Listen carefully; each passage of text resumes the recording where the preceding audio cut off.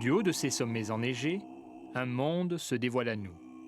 Nature merveilleuse et généreuse, étonnante, envoûtante. Les géants de pierre et de glace sont là, au-dessus de nos têtes. Ils nous dominent, nous fascinent, nous attirent.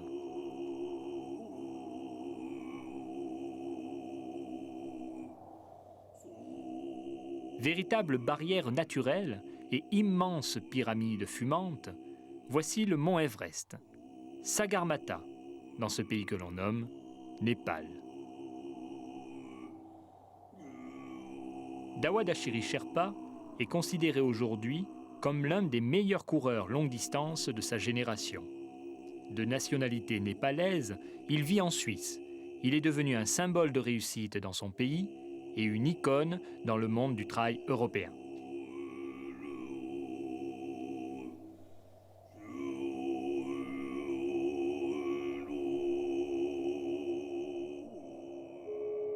Dix des 12 plus hauts sommets de notre globe se trouvent au Népal. Enserrés entre les deux géants économiques que sont l'Inde et la Chine, la population népalaise est constituée de nombreuses ethnies. On en compterait aujourd'hui plus de 30.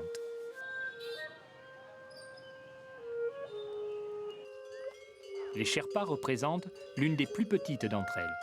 Ils sont principalement installés dans la région du Khumbu, au pied de Sagarmatha.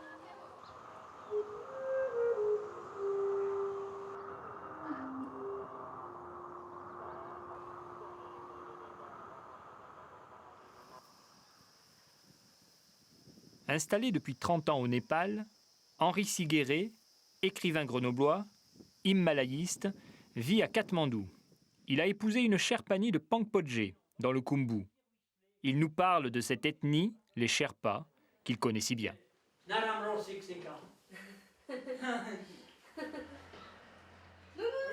Les Sherpas, bon, c'est un monde tout petit. En fait, c'est une sous-préfecture en France. Le peuple Sherpa, c'est une petite ville de France, 40-50 000. D'où viennent-ils? Ce sont des Tibétains.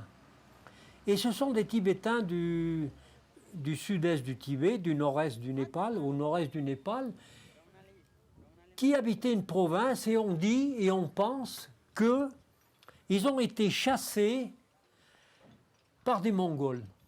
Les envahisseurs les ont fait fuir.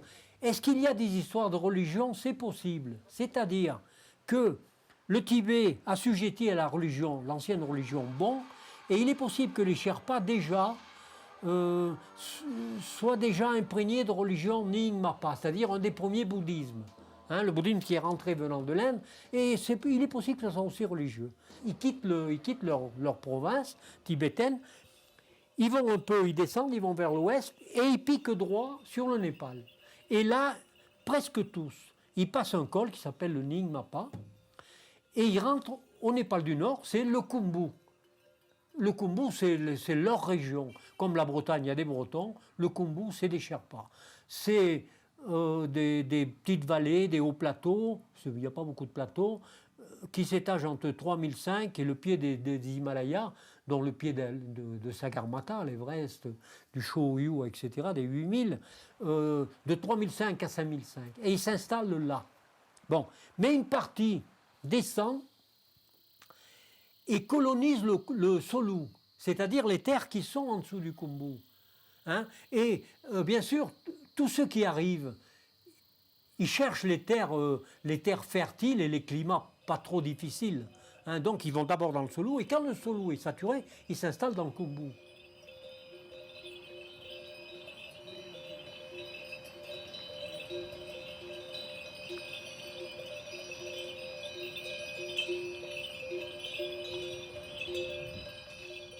Ce peuple qui habite des habitats géographiques très différents, très dispersés, bien sûr, il n'est pas le même partout. Mais prenons le cas, par exemple, des Sherpas du Khumbu. 3500 mètres d'altitude à 5500 mètres. Il y a des types qui vivent à 5500 mètres.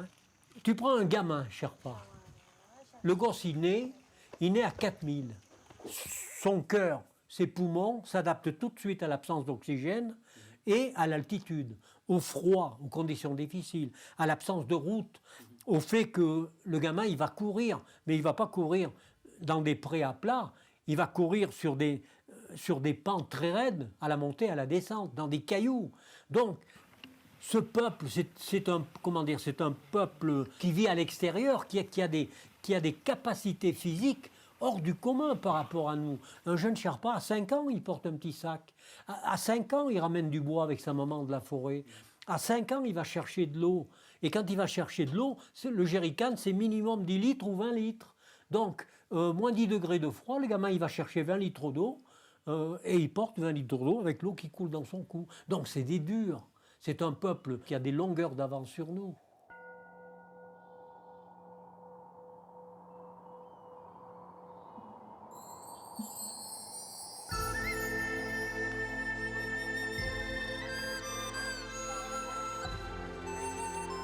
Nous sommes à Soyan Bodnat.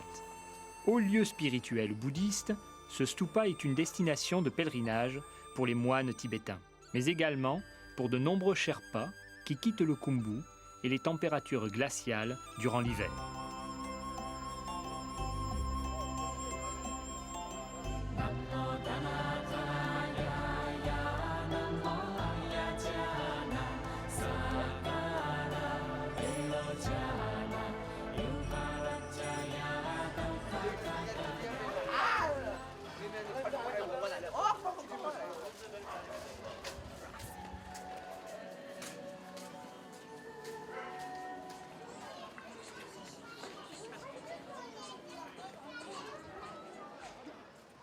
À nos pieds, la ville de Katmandou, ville oppressante, intrigante, mais parfois envoûtante.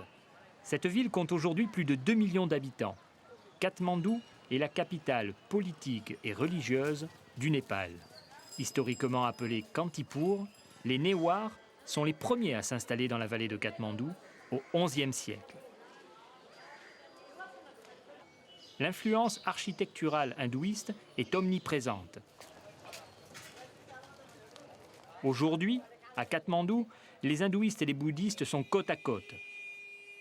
Les religions se mêlent, comme pour mieux affronter cette misère-là, toute proche, au coin de la rue. Mais la diversité du peuple népalais est sa principale richesse. Ainsi, la tolérance entre les ethnies vivant au Népal a permis aux Sherpas de s'implanter, s'intégrer et de se développer.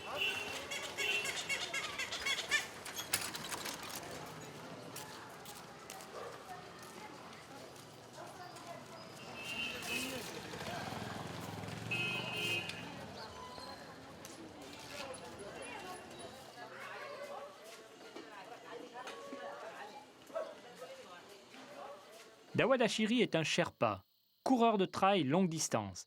Il est mondialement connu et considéré comme l'un des meilleurs de sa discipline. Il a remporté les plus grandes courses, l'Ultra Trail du Mont Blanc, l'Annapurna Mandala Trail, le Chimbe Raid, les Templiers et à 2 reprises l'Himmal Race, au Népal, les 2 victoires les plus importantes peut-être pour lui. Il est ici à Katmandou pour organiser sa première course, un trail de 14 jours parcourant le Solo et le Khumbu. Au départ de Jiri, situé à 1200 mètres d'altitude, il a imaginé un itinéraire ralliant le Kalapatar à 5600 mètres, proche du camp de base de l'Everest.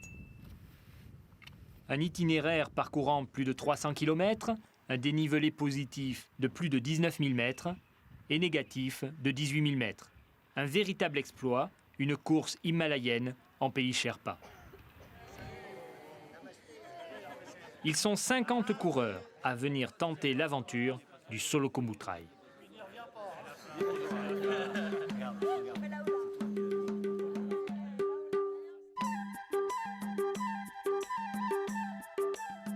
L'itinéraire du Solo Khumbu Trail passera rapidement à des altitudes élevées, approchant les 5600 mètres. L'acclimatation est un atout important, car le corps humain peut s'adapter à l'altitude si la montée se fait progressivement et lentement. Ce qui n'est pas le cas dans une course comme celle-ci, puisque l'objectif est d'aller toujours plus vite. Cela peut entraîner chez les coureurs des troubles souvent bénins, qui peuvent cependant s'avérer dangereux, voire mortels.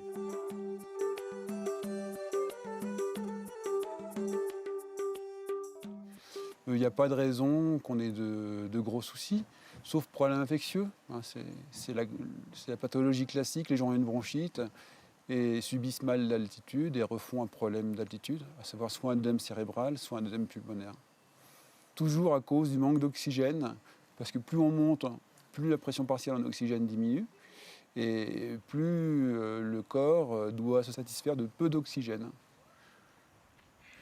Et donc, les cellules dans le corps, en cas de manque d'oxygène, qu'on appelle hypoxie, vont se mettre à gonfler, et puis au deuxième stade, vont se mettre à éclater.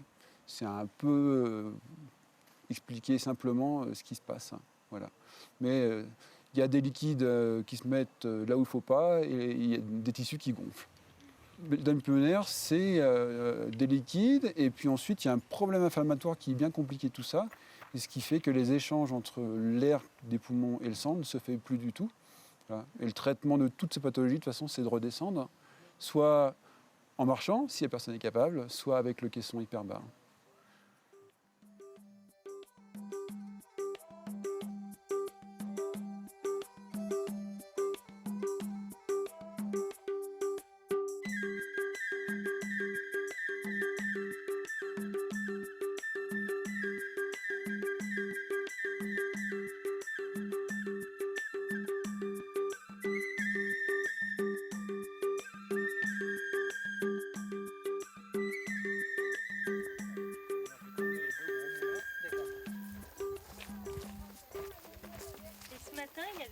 Ça a sonné 2 coups vers 6 heures. Le solo Khumbu Trail est pour Dawa l'occasion de faire découvrir la beauté de son solo Khumbu natal. Mais c'est aussi une chance pour les coureurs de parcourir les chemins de son enfance et de découvrir la vie des Sherpas.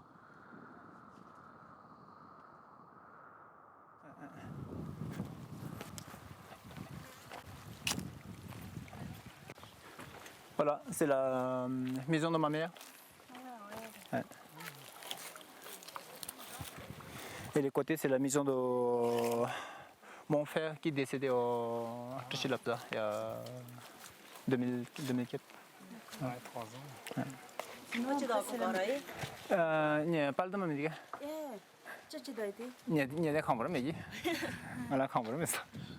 La maison de Takshindu est toujours habité par les cousins de Dawa. Il y revient après 6 années d'absence.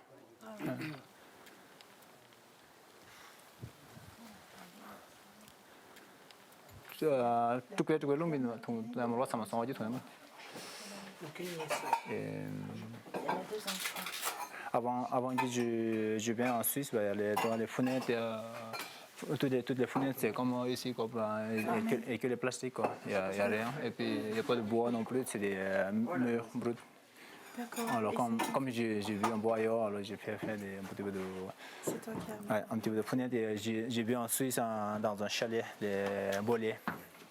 Comme ça. Toi. J'ai fait mettre comme ça c'est fiable. On va plier. Et aussi des petites larmes, tout ça. Mais sinon, avant, ils ont juste des choses comme ça pour mettre des maïs ou de blé, tout ça, quoi. C'est bien aménagé, là.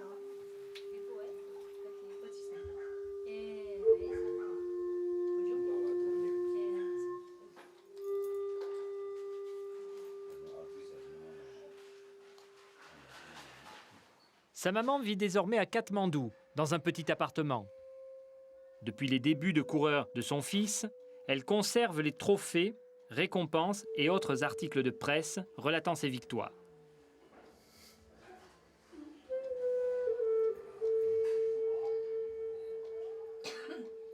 Les frères et les sœurs de Dawa se rendent désormais à Katmandou pour retrouver l'esprit familial.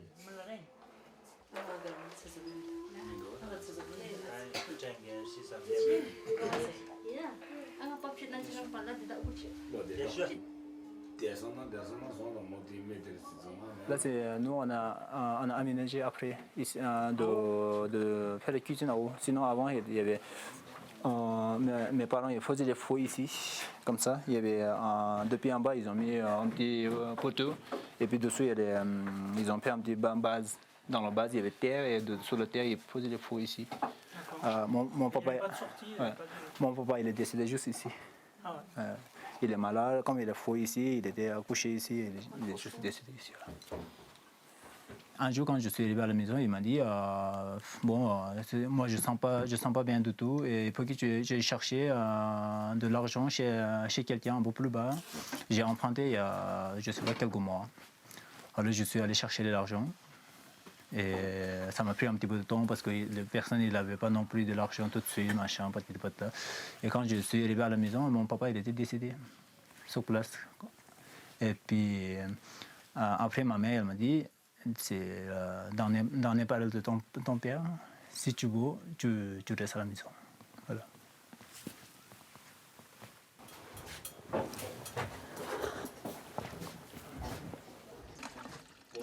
Au coin du feu, allumé juste pour faire chauffer de l'eau pour le thé, Dawa revient sur ses débuts de coureur.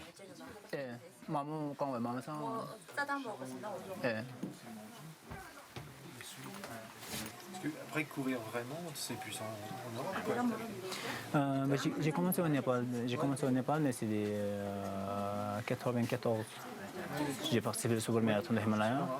Première étape, en première édition, j'ai fait 3 étapes. Après 4e étape, j'étais très malade, j'ai abandonné.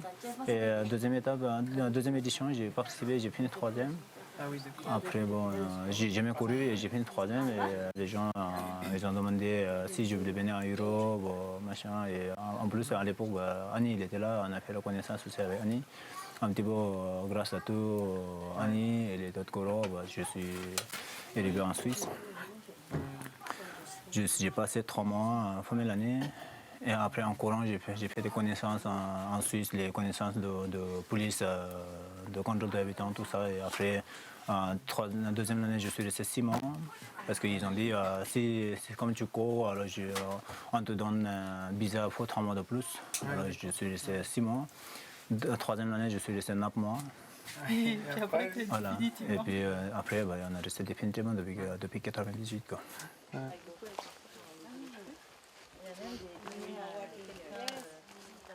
Je suis content et depuis pour moi, c'est un petit peu particulier. Émotionnellement, c'est assez particulier parce que j'ai vécu assez longtemps ici.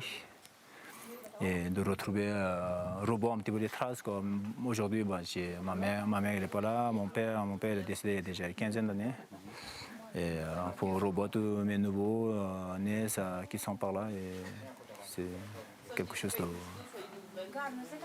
bien quoi, pour moi. Et aussi pouvoir partager avec mes amis, tout ça, c'est...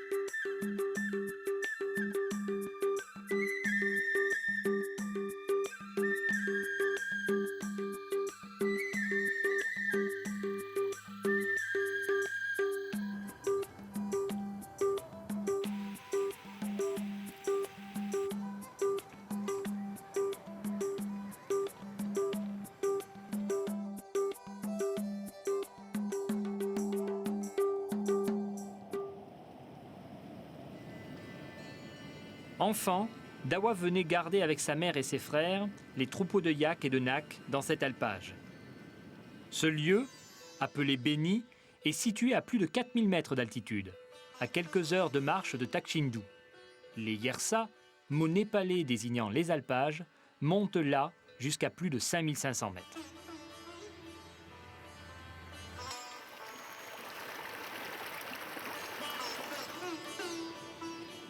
C'est en souvenir de ces mois d'été passés à surveiller les troupeaux et à transporter le lait que les coureurs du Solo Khumbu Trail ont traversé cet espace encore inhabité et authentique.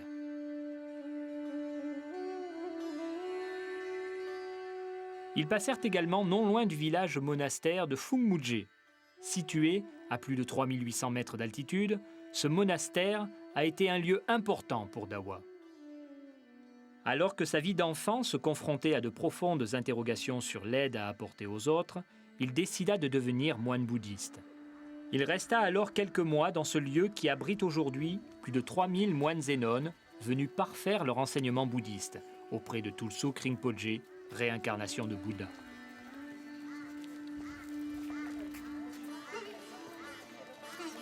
Le monastère est un lieu de prière. La spiritualité y est omniprésente. De nombreux enfants ont également acquis une solide instruction grâce à l'école monastique. Ils ont appris là à lire, à écrire et à compter.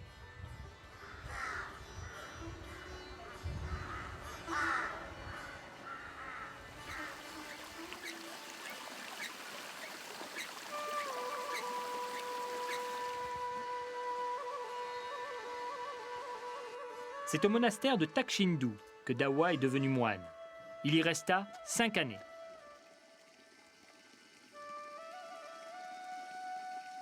Sa course est pour lui l'occasion de retrouver son enfance.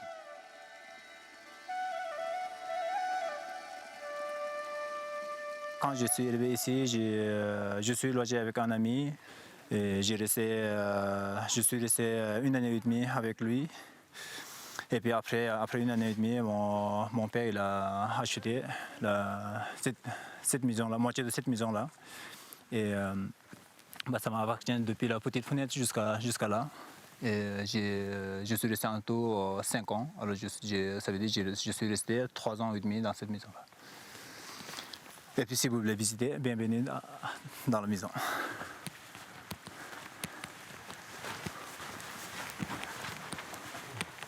Toute la journée on travaille, mais une fois que j'ai fini mon travail, je sors, je fais un peu d'activité physique pour moi personnellement.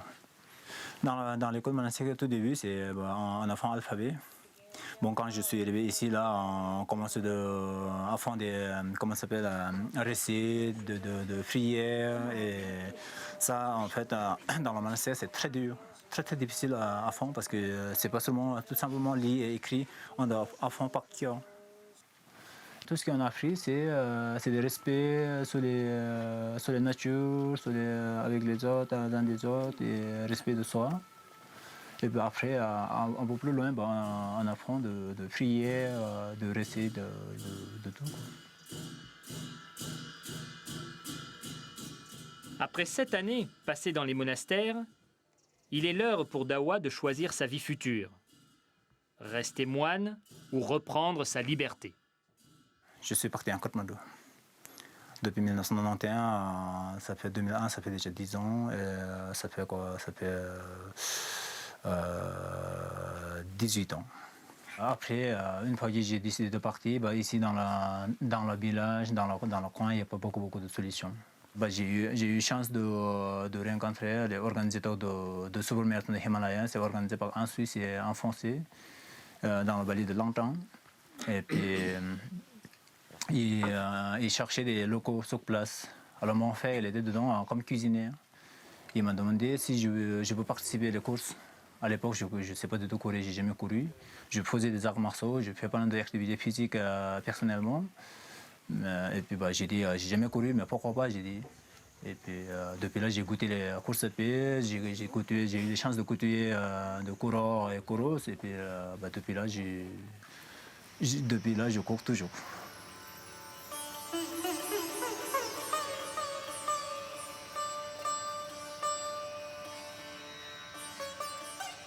La première fois que j'ai couru, c'était 1994. J'ai fini juste 3 étapes.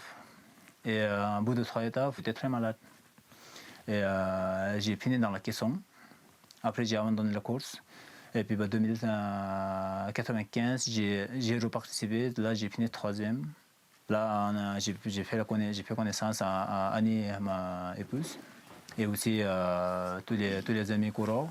Et ils m'ont dit, comme tu cours bien, si ça te fait plaisir, nous on invite à Genève, en France, il y a plein de petites courses. Alors j'ai dit, pourquoi pas. À l'époque, je ne parle pas un mot de français. Tout ce que je sais dire, c'est bonjour. Voilà.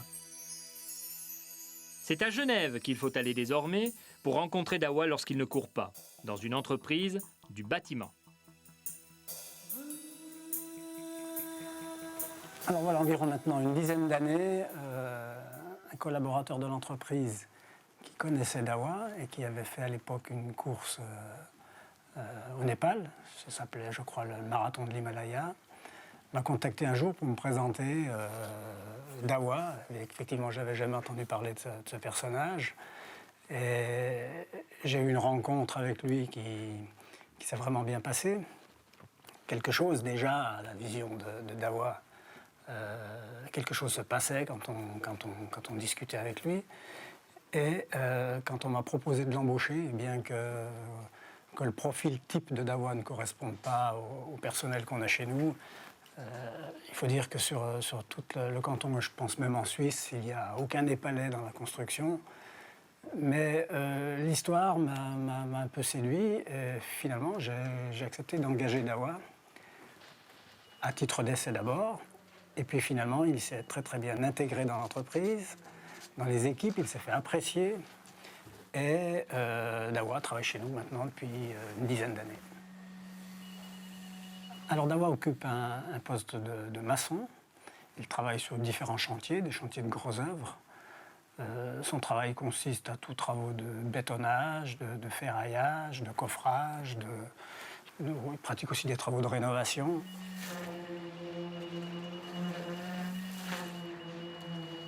Je suis assez un peu, multifonction si tu veux. Je fais un peu de tout, un peu de coffret, décoffret, de bétonnage, donner un coup de main de bétonnage. Des fois, je travaille avec des équipes fixes, des fois, je suis un peu, si tu veux, un peu indépendant. Des fois, je donne un peu de coup de main un peu par-ci, par-là. Je touche un peu de tout, quoi. Des fois dans l'échafaudage, des fois même de rénovation, aussi des jours où je travaille aussi avec des génies civils. Et génie civil, c'est plus installation de chantier, de routes. Sinon, la plupart du temps, je travaille dans le bâtiment comme ça, les constructions.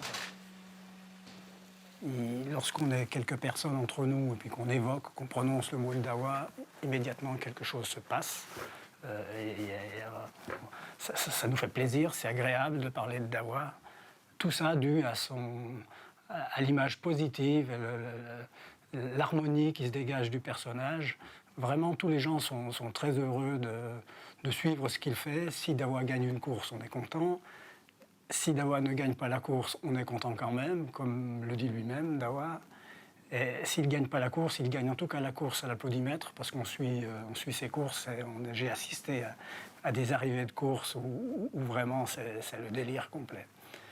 Donc Dawa, chez nous, pour notre propre personnel, c'est du plaisir, c'est du bonheur. Pour nous, c'est vraiment un distributeur de bonheur.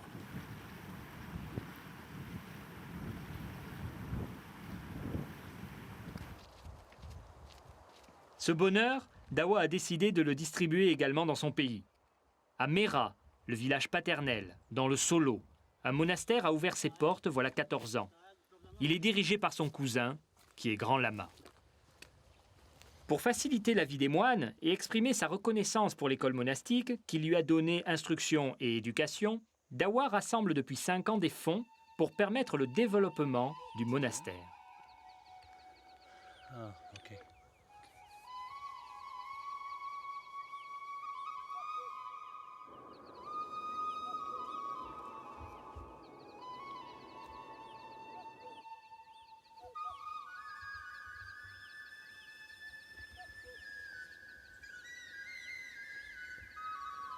Don't come here.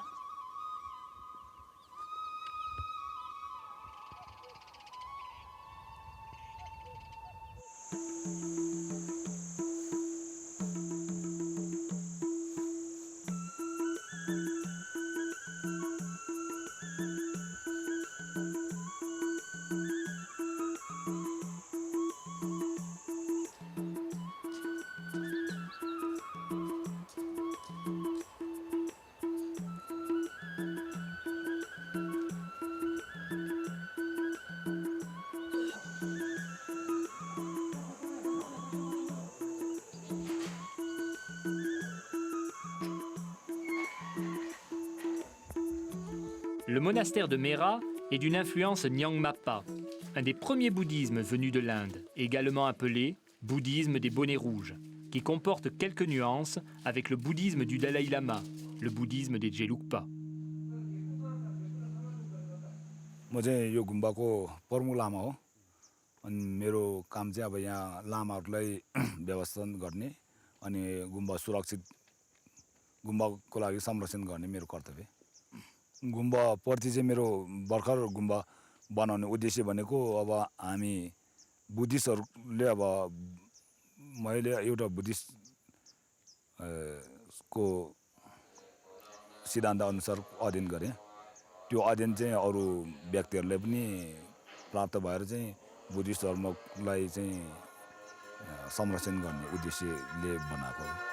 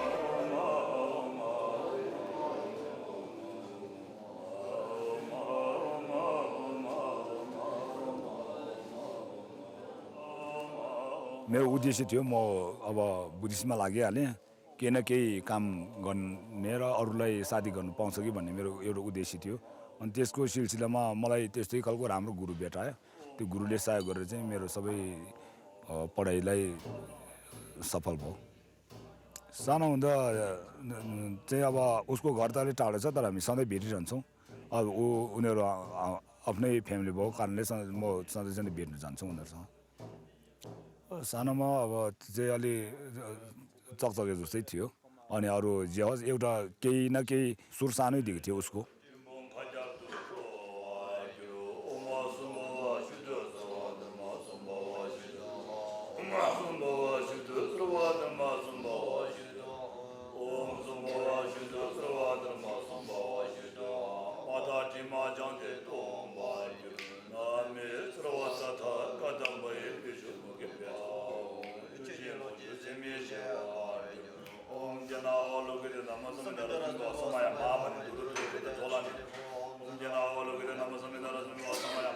दावाले अहिले गुम्बा बनाउनै हो कि उताको लामाहरू सुत्ने घरको लागि चाहिँ साथी गरेको दावाले यो जम्मा 11वटा कोठा छ यो तल्लो मुनिको 4वटा कोठा उता पछाडि 7वटा कोठा गरेर त्यो 11वटा कोठाको भवन निर्माणको पैसा चाहिँ दावाले साथी गरेको अब उनीहरूले सक्दो चाह्यो विद्यार्थीको खानको निम्ति अनि गुम्बामा के सामान चाहिन्छ अनि गुम्बा कसरी चाहिँ संरक्षण हुन्छ त्यसको लागि चाहिँ साथी गरेर सोलुखुम मान्छेले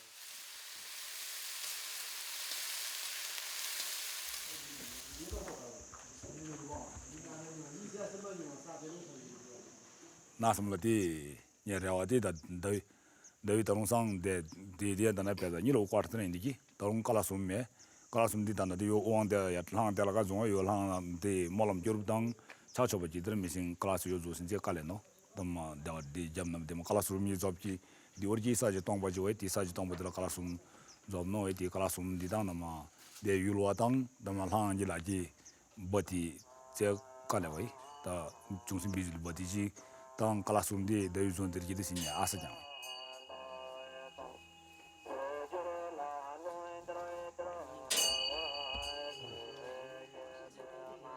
Le Solokhumbutraï a permis à Dawa de réunir suffisamment de fonds pour réaliser des travaux essentiels au bon déroulement de la vie monastique et de son école.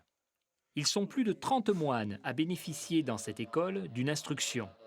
Souvent issus de familles pauvres, les enfants qui entrent au monastère sont pris en charge et c'est une chance pour eux d'évoluer socialement, tout en aidant les autres par leurs prières.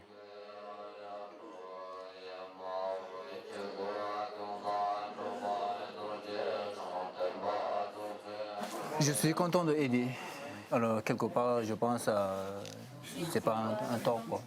C'est pas une fierté non plus. Je dis, je suis fier parce que j'ai la bonne santé, même si j'ai pas grand chose, j'ai essayé de partager avec des gens qui n'ont pas de moyens du tout. Alors, je suis, de ce côté-là, je suis fier. Si j'ai la possibilité, je ferai le maximum d'aider dans toutes les conditions, quoi. C'est pas seulement parce que c'est des ethnies Sherpa, c'est pas seulement parce que c'est ma famille, mais dans la business, si j'ai la possibilité, moi je vais essayer d'aider n'importe qui où je trouve, où je vois, où j'ai la possibilité, quoi. J'ai pas d'idée de garder un petit peu pour moi et c'est pas mon truc. Depuis tout petit, j'ai jamais pensé ça. J'ai dit aujourd'hui, si j'ai de partager avec les autres, c'est le bonheur, c'est un moment de bonheur et voilà. Ils sont contents de voir tous les gens qui viennent de l'extérieur et aussi de gens de l'extérieur. J'espère ils sont contents de voir aussi de partager aussi de petits moments de même si c'est une tasse de thé, bah, on va partager ensemble. Et pour moi, c'est quelque chose de bonheur, quoi.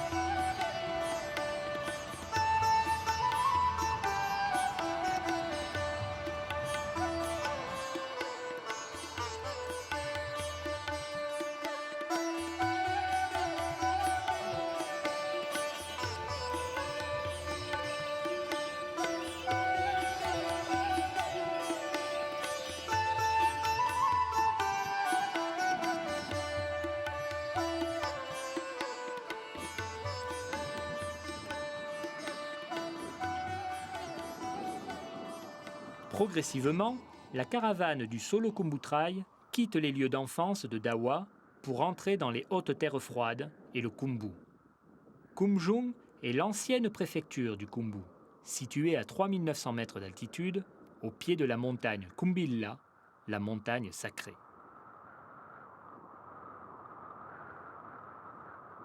C'est l'un des derniers villages typiques Sherpa. À Kumjung, il y a une école financée par Sir Edmond Hillary. Le vainqueur de l'Everest en 1953 a entrepris la construction de cette école pour fournir aux enfants une instruction bien différente, dans la forme, de celle donnée à l'école monastique. Les enfants apprennent le népali, les maths, la géographie et surtout l'anglais.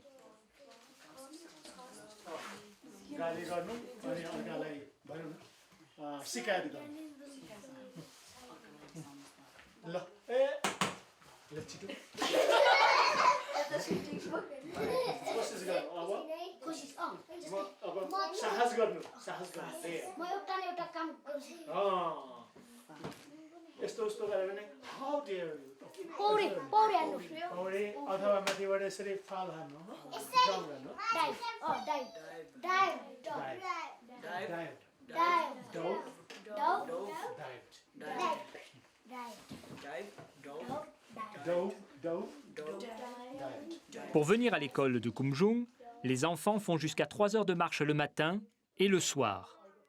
Les cours débutent à 9 heures et se terminent à 17 heures.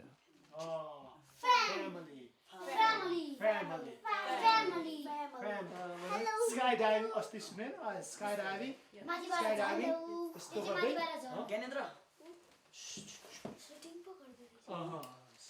माथिबाट अनि डाइ भनेको चाहिँ त्यो फाल हान्नु यस्तो गुत्राउ गुत्राउ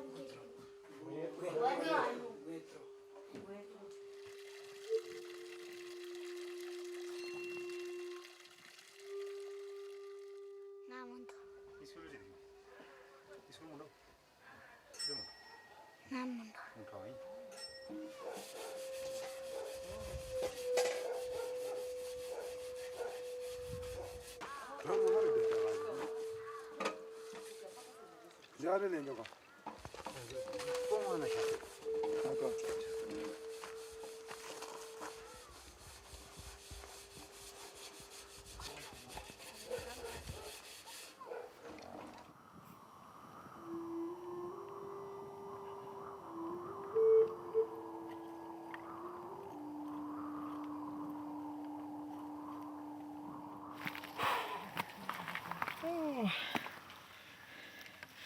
Je deviens vieux maintenant, c'est dur. Dawa Dashiri Sherpa suit avec sérénité les chemins menant vers les sommets. Il sait qu'il doit tout à son instruction. Avec le Solo Kumbutrai, Dawa entend faire découvrir son pays sur les chemins de son enfance. Il tente également de véhiculer ses valeurs pour aider les Sherpas et faire mieux comprendre son pays.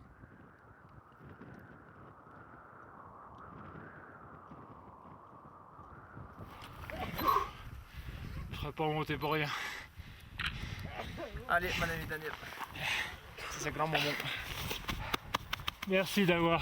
Bienvenue. Sans toi, je serais pas là. Allez. Allez. D'une façon générale, on soutient Dawa dans ses périples, dans ses courses. Et plus particulièrement dans le cas de sa première course qu'il organisait chez lui. Il a vraiment su nous séduire quand il nous a proposé ce projet, qui avait d'une part qui impliquait des coureurs, et puis d'autre part, on pouvait en parallèle suivre des marcheurs, dont j'ai fait partie. J'ai pris un grand plaisir à suivre ce périple. Et effectivement, tel que proposé, on s'est dit qu'on pouvait faire une démarche particulière pour l'aider. Et on s'est engagé dans ce projet, ce que nous ne regrettons pas d'ailleurs, parce qu'on a ramené d'une part personnellement des images magnifiques et puis des souvenirs qu'on va pouvoir faire partager à tous les collaborateurs. Bienvenue tout le monde à Kuala Lumpur. Merci d'avoir. Merci.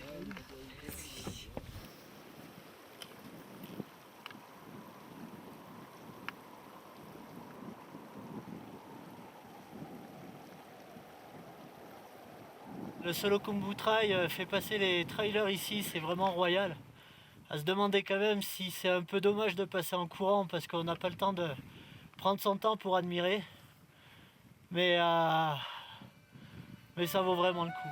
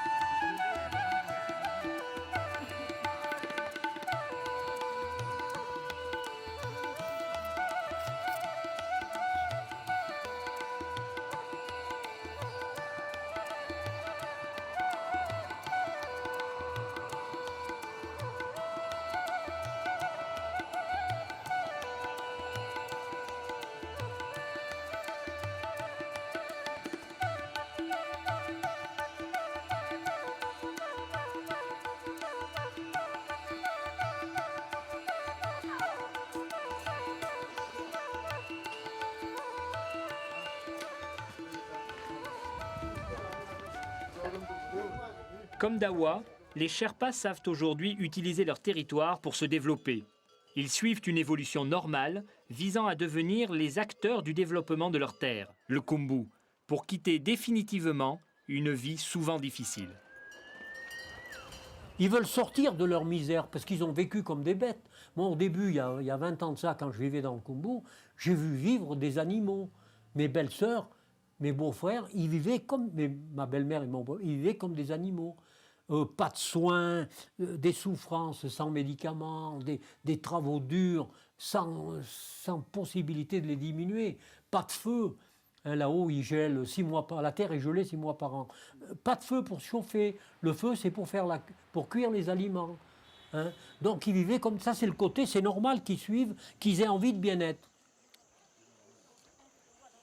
Les premiers mouvements, par exemple dans les Alpes, tu prends les Alpins, les Pyrénéens, qu'est-ce qu'ils ont fait au début? Ils ont quitté leur terre ingrate pour venir s'installer dans la cité, comme tout le monde rural. Hein, parce que la vie dans la cité, même ouvrier, c'était quand même le niveau, le standing au-dessus de celui qu'ils avaient dans les campagnes. Donc beaucoup de Sherpas sont descendus en ville.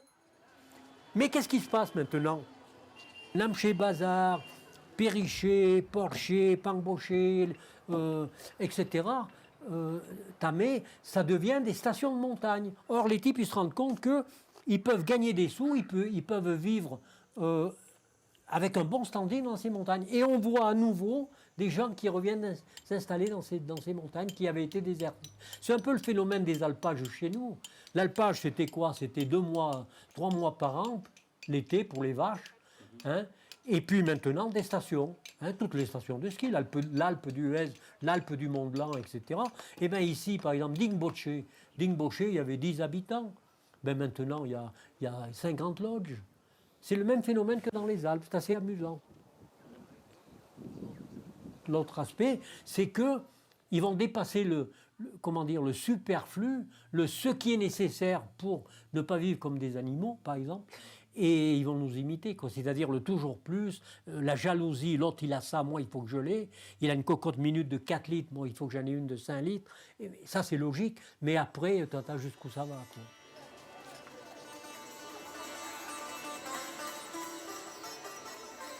Les Sherpas du Khumbu sont désormais les maîtres de leur avenir. Grâce à la conquête de Sagarmatha, ils ont su profiter de l'incroyable manne d'argent qui leur était distribuée pour accompagner les expéditions vers les hautes cimes. De porteurs d'altitude, ils règnent aujourd'hui sur le business de l'Himalaya népalais. Les Sherpas descendent progressivement de leurs terres froides et la jeune génération aspire à une vie plus paisible que celle de leurs grands-parents.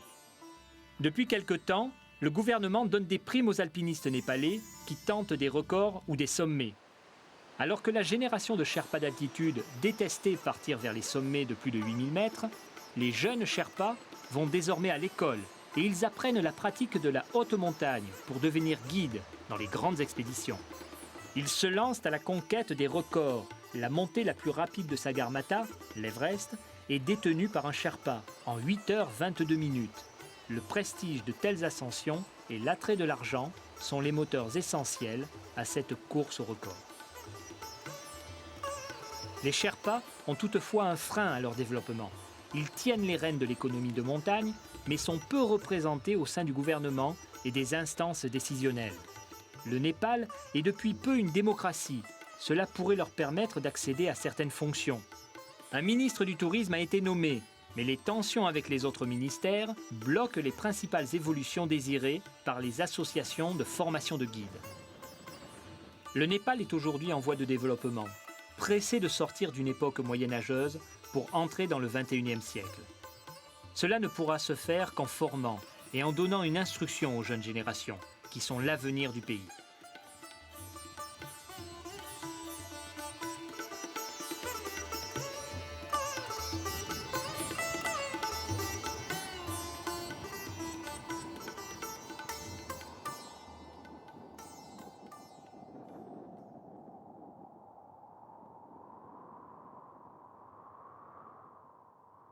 Comme tous les Sherpas, Dawa Dashiri évolue pour atteindre un mieux-être. Le moine bouddhiste devenu maçon, champion de trail, a réussi son pari. Je suis content. Je suis très content d'être ici et de montrer tous les paysages, beaux paysages à mes amis. Mes amis, presque mes familles. Les coraux, ils sont très proches de nature, moi-même. Alors, on a très grande relation entre la nature et les coraux. Voilà.